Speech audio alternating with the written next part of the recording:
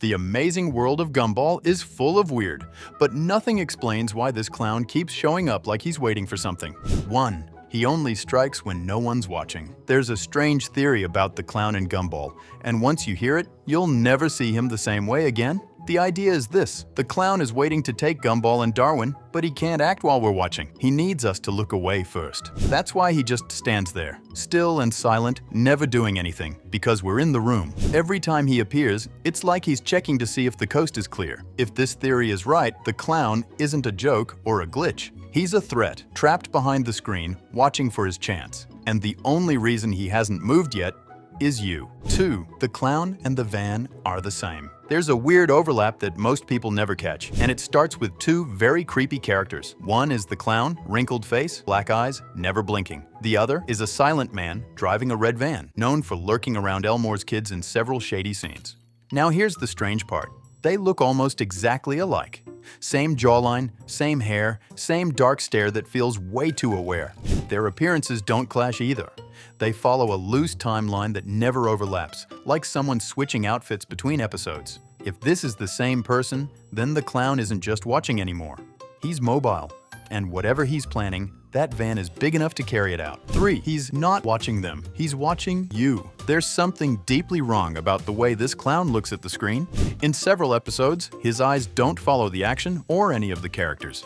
Instead, they lock straight ahead as if he's looking through the fourth wall, directly at us. Freeze any of these scenes and you'll see it. He's not part of the moment. He's not reacting to anything. He's studying whoever is on the other side of the screen. And the longer you watch, the more it feels like he's waiting for you to notice him. It doesn't feel like animation anymore. It feels like eye contact, the uncomfortable kind, like someone knows you're there and won't stop staring until you blink. 4. He slipped into the story by accident, then stayed. Some believe the clown wasn't created with a purpose. He wasn't written into the plot or designed to be important. He just showed up. Maybe he started as a background extra, a throwaway gag like so many others in Gumball. But unlike the rest, he didn't leave. He kept reappearing, quiet, still, always watching, until he became something else entirely. He acts like a glitch that refuses to be deleted, a visual bug feeding off the show's weirdest moments. In episodes like The Signal, where time and logic break down, he's right there, steady as ever. He doesn't belong in Elmore, and that's exactly why he stands out. Whatever he is, he's not following the script anymore.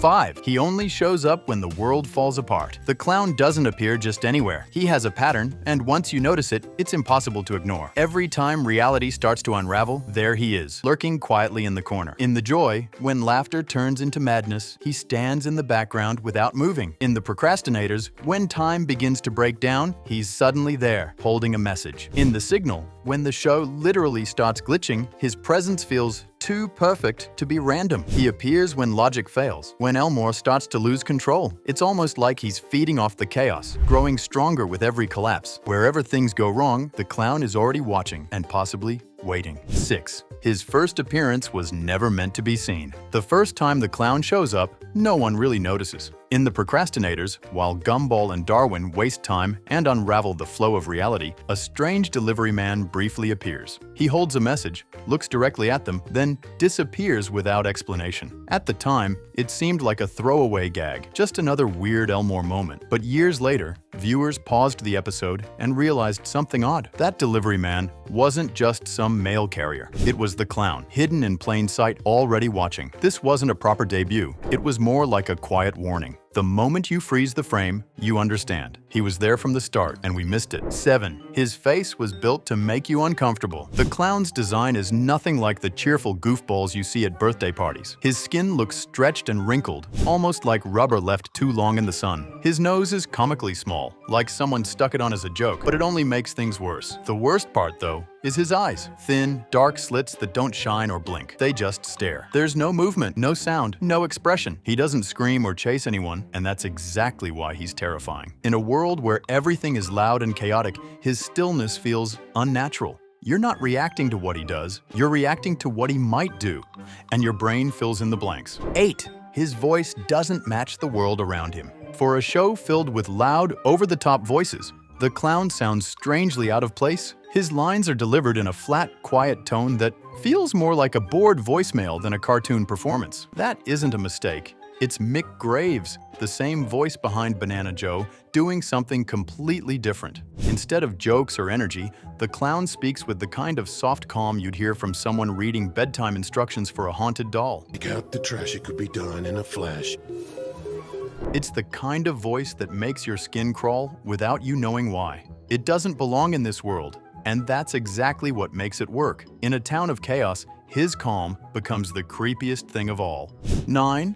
Being a joke makes him more dangerous. In The Ghouls, the clown finally gets a label. He's called a failed ghoul who couldn't even scare kindergartners. On paper, that should make him less threatening, but it somehow makes him worse. A failed monster doesn't mean a harmless one. It means something that doesn't fit anywhere, not even with the other creepy things in Elmore. Instead of chasing kids or screaming for attention, he stands off to the side, ignored by everyone except us. That kind of quiet failure builds a strange pressure. He's not part of the fun or the chaos, he just exists, like a glitch that even the cartoon wants to forget. And when something doesn't belong, that's when it starts getting dangerous. 10. His face was never just his own. In The Curse of Elmore, there's a moment that slips by too easily. Tobias puts on a mask to scare his friends, but it's not just any mask. It's the clown's face, copied in perfect detail. The same wrinkled skin, the same hollow eyes, even the same crooked little nose. Nobody questions it, nobody reacts. And that silence makes it even more disturbing.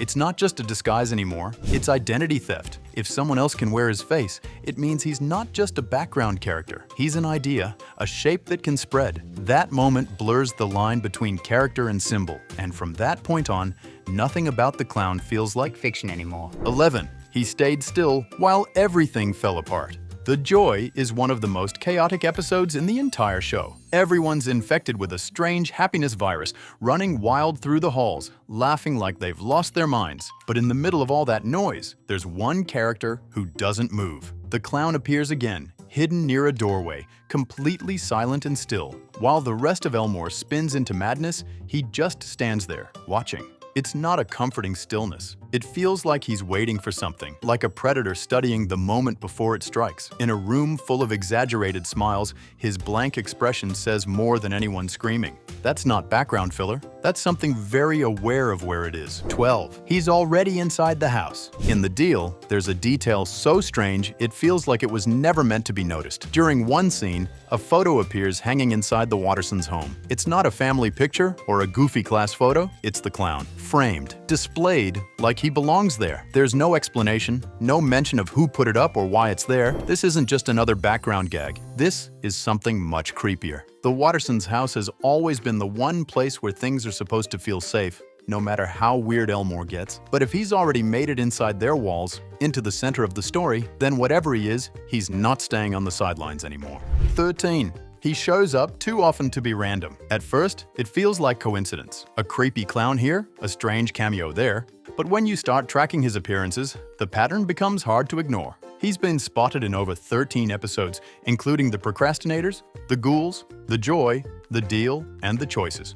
Each time, he looks exactly the same pale skin, same frozen face, same expressionless stare. He doesn't blink, doesn't move, doesn't age. While every other background character changes clothes, moods, or grows over time, the clown stays perfectly still, like a photograph trapped in motion. He doesn't belong to any story arc, but somehow he's always there. The longer the list gets, the harder it is to write him off as a joke. 14. He was never supposed to matter, until he did. Behind the scenes, the clown wasn't given much attention at first. According to scraps from early storyboards and scattered interviews, he was added as a simple background gag, something tossed in for weirdness, not meaning, but something changed. Viewers started pointing him out, reacting to his blank stare and strange timing. Instead of ignoring it, the creators leaned in. They began placing him in more episodes, especially ones with chaos, glitches, or emotional breakdowns. Without ever giving him lines or backstory, they made him more present and more disturbing. What started as a harmless joke quietly turned into a running symbol of unease. The show didn't explain him because honestly, it worked better when they didn't.